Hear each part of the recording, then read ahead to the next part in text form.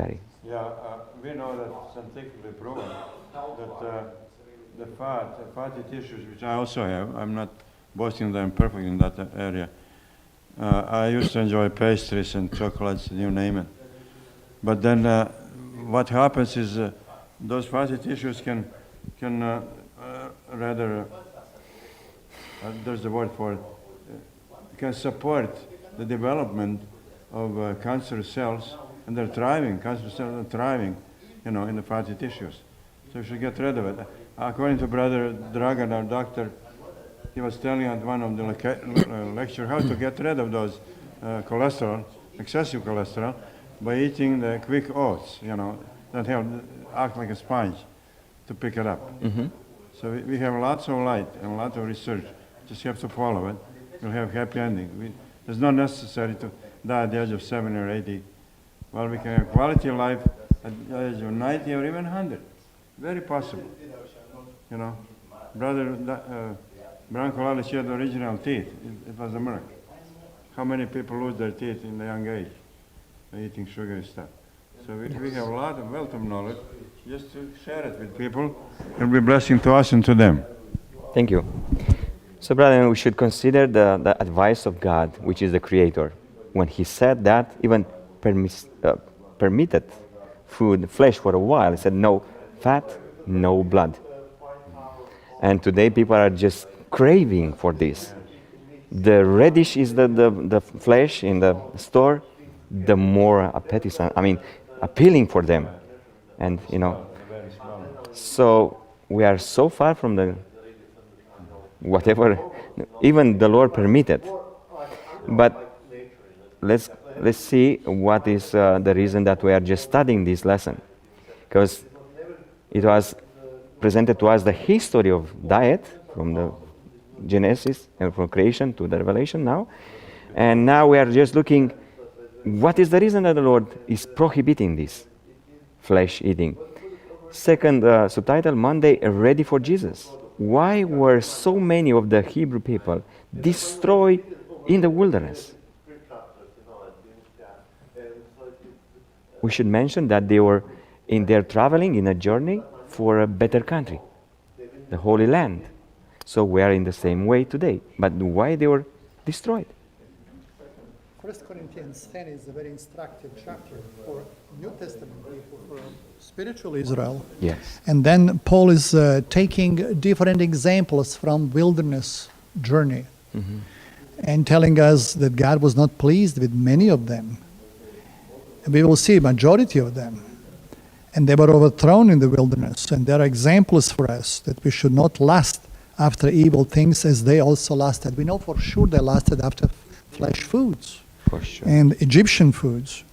And there were idolaters, some of them, and people are sat down to eat and drink and to play and committing fornication, and we are told here, and tempting Christ, and they were destroyed by serpents and murmuring and so on. So definitely these different sins that they committed in the wilderness are an example for us not to desire or lust the same things. And appetite was a major issue, upon which many of them died, and yes. God was greatly grieved. I want to mention one more thing when we talk about meat eating. Meat eating has never been God's perfect will. And even when He permitted meat for the Jews, He made exemption, unclean animals not to be eaten, and even from among the clean animals, certain, exactly, fat and blood not to eat. So God was restricting, okay, this is not the best food for you. Even clean meats. But even some parts of these you should not be eating. So we can see God's desire to limit as much as possible these most deleterious or negative components of the meat eating. So this all tells us God's plan is something better. That's true. We'll see in our lesson more. Brethren, here, I don't know exactly, Apostle Paul is making an appeal, like brother said, for the spiritual Israel for today. Maybe in his explanation is, at that time, not many people supported the leader, Moses, just to warn. All together were united and inclined in upsetting God and asking for their sinful nature. to satisfy their sinful pleasure. And today says, well, we should be at least few of them, watchmen, to tell, no, don't do this. That was the sin. Let's move to B. How does that apply to us in preparing for the Advent, right? I just introduced a little bit. How does this apply for Advent, preparing for the second coming of the Lord Jesus Christ? Please. Yes, we are said in the Bible verse to paraphrase that whatever happened to them, it can happen to us, and it's actually history or lesson for us that all these things can happen to us and we will be tested the same way. And it says here that a journey of Adventist people to heavenly Canaan is similar to that one which Israelites went through, right? But the problem is, it says here, to prepare a people to stand in the day of God, a great work of reform was to be accomplished. God saw that many of his professed people were not building for eternity, and in his mercy he was about to send a message of warning to arouse them from their stupor and lead them to make ready for the coming of the Lord. Amen.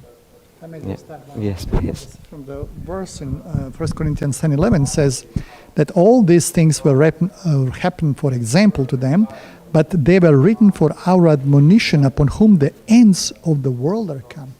So definitely people who are living in the end of time, they especially have to pay attention to these examples from the past, that we don't repeat their mistakes. Amen. That's very, very true. As in any science and everything, we should learn, how was in the past. Brother Larry, yes, you have some other. When I was about between 4 and 6 years old, my mom made me to fast, and she instructed me why, intelligent reason why. And even in the time of Israel, right, when they were fasting in Joel, you find those things in Joel, the young children were involved in fasting as well, in prayer and supplication. So I had a difficult time, but with the time I got used to it. I didn't die from hunger.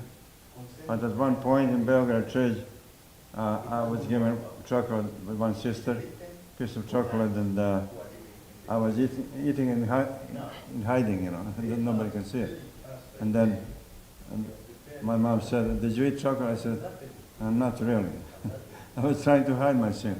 She said, "But I see the mustache, chocolate mustache on your face. Your sin will find you out, in other words. Yes. You cannot hide from God or Yes. hide from one another. It's for our own good, Yes. to restrict our passion, because overeating creates passions which in turn creates animal propensities. We want to be morally right. We need to, keep family values and all this. It's all connected, closely connected. Thank you, brother. So, brother, we are just looking to the journey of people of Israel. So I'm just put this together, make a parallel. How today, when we go to the journey, many websites give us the best option, best route, best option, best choices. So the Lord, in this trip, in this journey to the Holy Land, gave them the best choice, the best option, and this is the pot of manna. Upon leaving Egypt, for what did the Hebrews soon clamor, and what did God do about it? Of course, it was a hardship, hard trip in the wilderness. But they knew who took them out, but a strong hand, mighty God. So, let's see. First, what did they clamor or crave for? What was their desire? Right away, they left Egypt. Meat. Meat. Yes, Brother Warville. Allah, read the scripture. It says in Exodus 16, verse 3 to verse 3, and the children of Israel said unto them, Would to God we had died by the hand of the Lord in the land of Egypt, when we sat by the flesh pots, and when we did eat bread to the full, for ye have brought us forth into this wilderness to kill this whole assembly with hunger. So I propose that perhaps these things are written as an example for us. If this is the antitypical Day of Atonement, those who still eat meat and they go to heaven, perhaps they might have this mindset. Would to God we had died in the wilderness, right? They might not enjoy heaven for this reason. You know, do you understand what I'm saying? So these things are written for us an example. They might have this mindset. You know, I talk to people about eating meat. Myself, I've done away with meat, and cause I do understand the principle behind it. And Sister White writes that in all the diseases that are present in today's society are a direct result of our diet. Yes, brother. Well, looking here and looking in the context, thank God that the Lord, inspired Moses to write it down everything, all the words that were said in this way. It says here that the children of Israel said unto them. But being a slave, I don't think you have bread to the full. I think they were influenced by the other people, and we will see, furthermore in our lesson. But this is not true. What they blame God. Well, the first time is they just show their whatever was in their heart.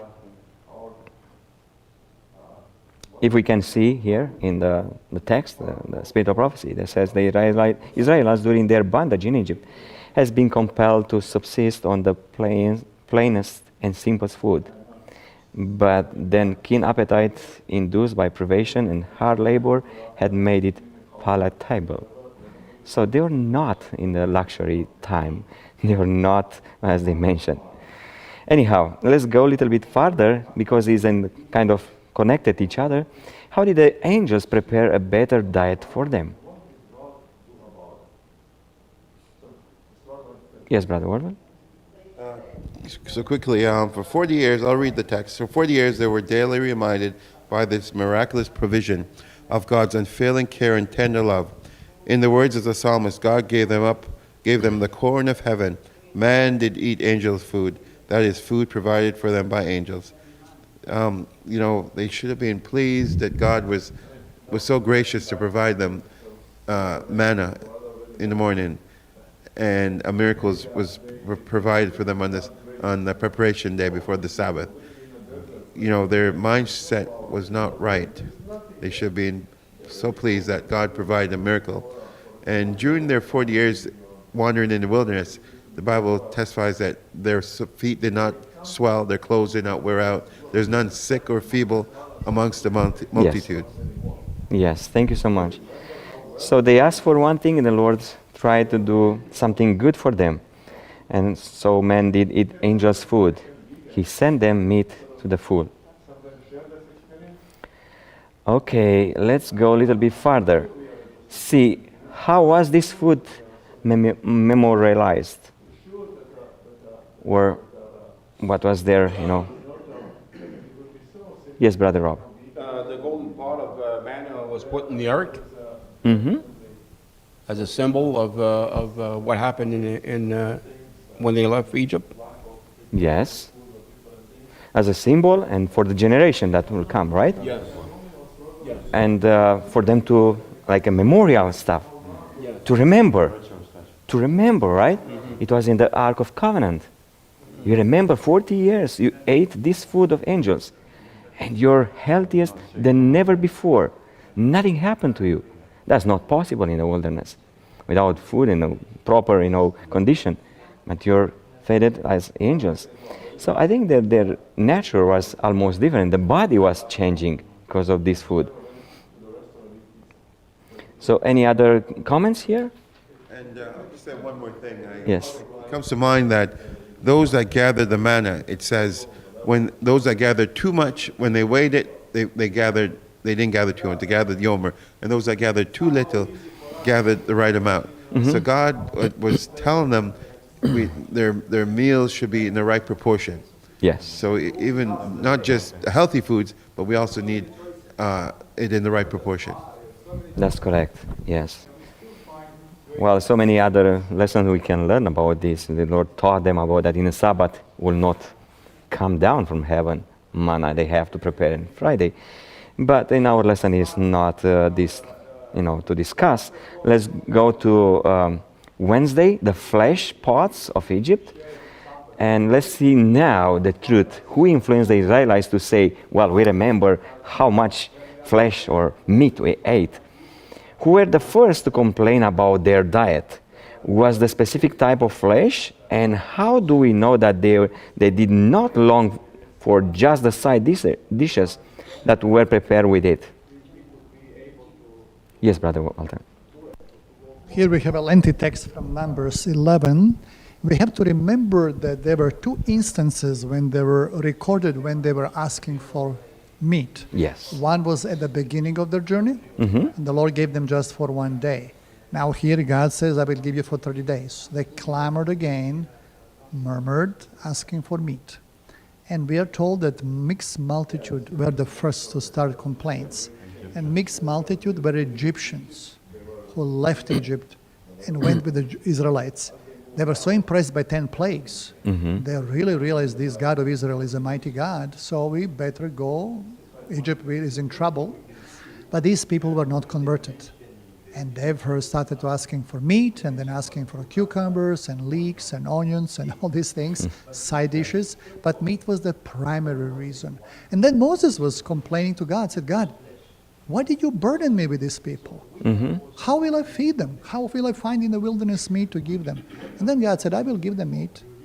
But we will see that God provided or responded to their lust, but no blessing came with that. And this was a perverted appetite of people, Egyptians, who were eating unhealthy food. And today, archaeologists and scientists can discover, when they analyze mummies, that these people suffered from degenerative and chronic diseases. Yes. And God said to Israel, if you will listen to my statutes and commandments and laws, I will not let you suffer from any of these Egyptian diseases. Yes. But they didn't want to listen to that, and they were dying now. They were dying, and that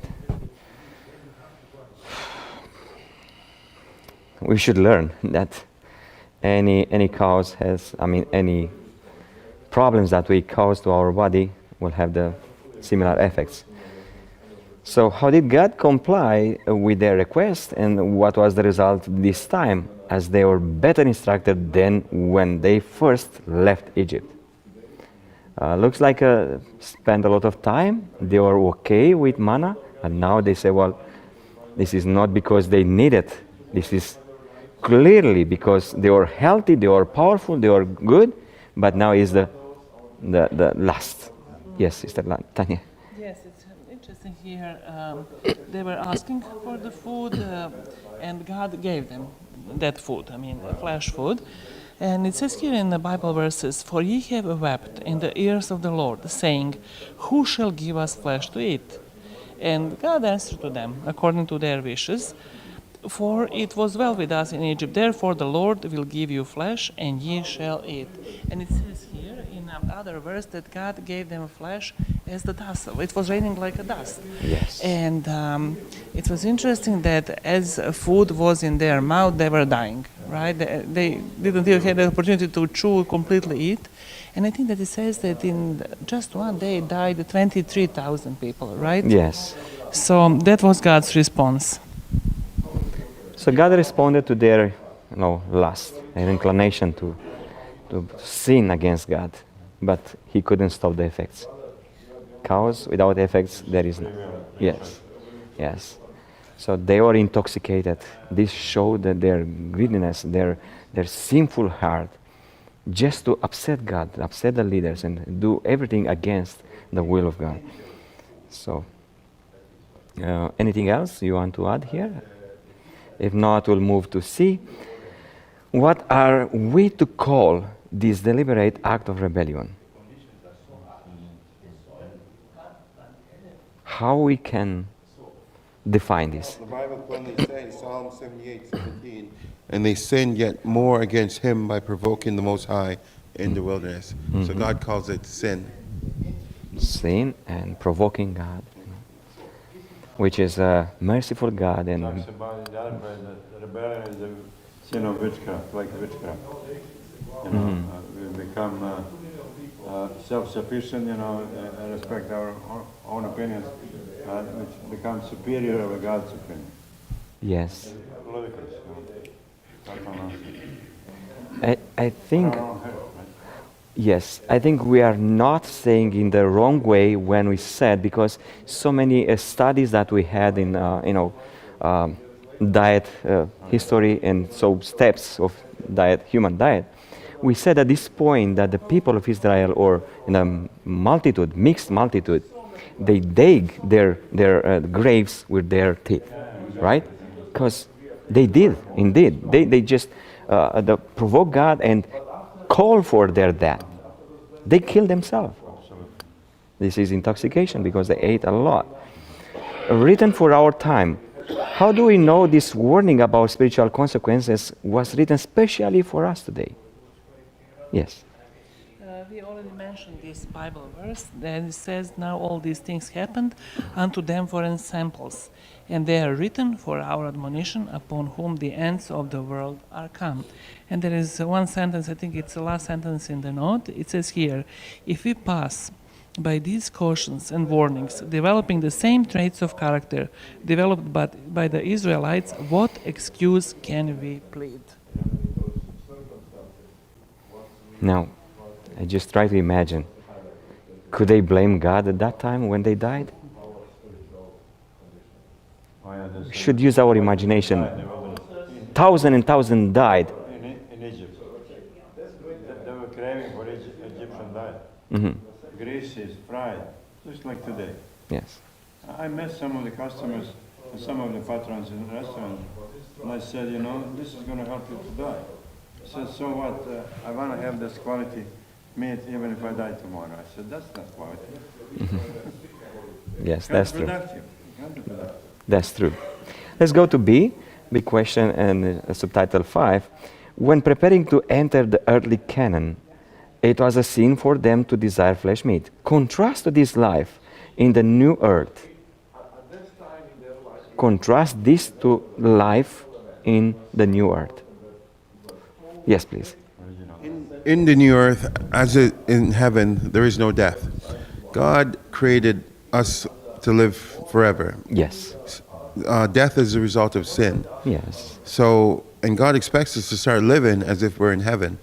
So therefore, if we're to start living as if we're in heaven, we cannot kill any animals. We cannot kill, because there's no death in heaven.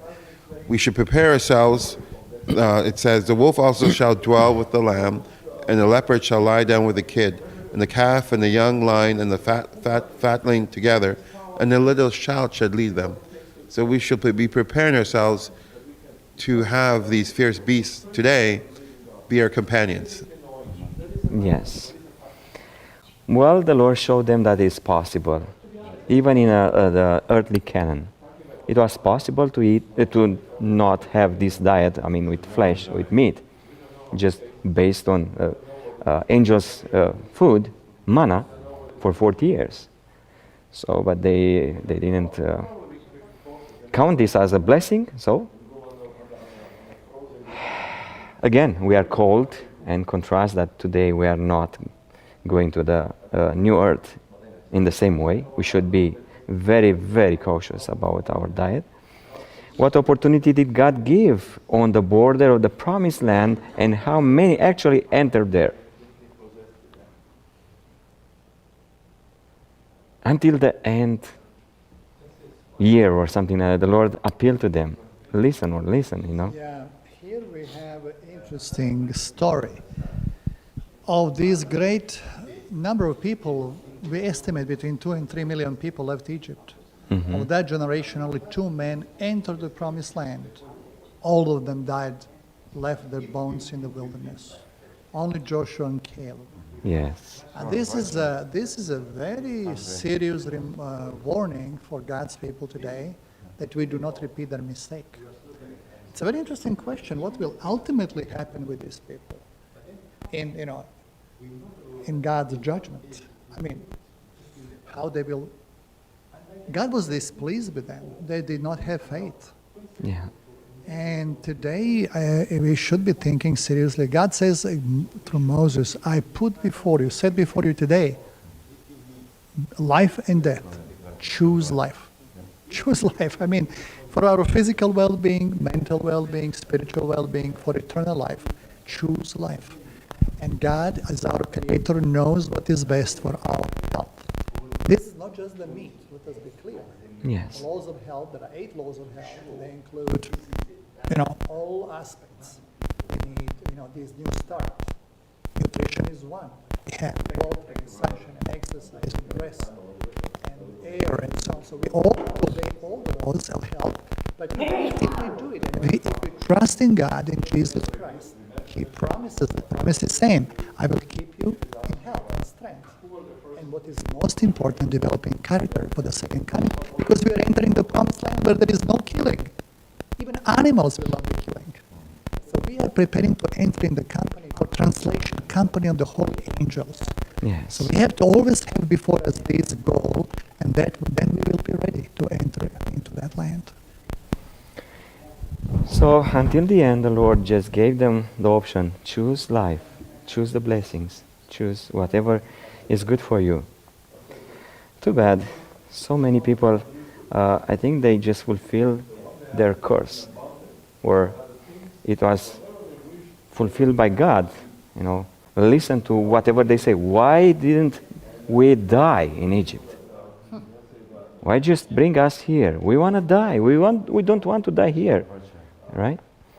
And Lord, just respect their choice in asking. Yeah. True.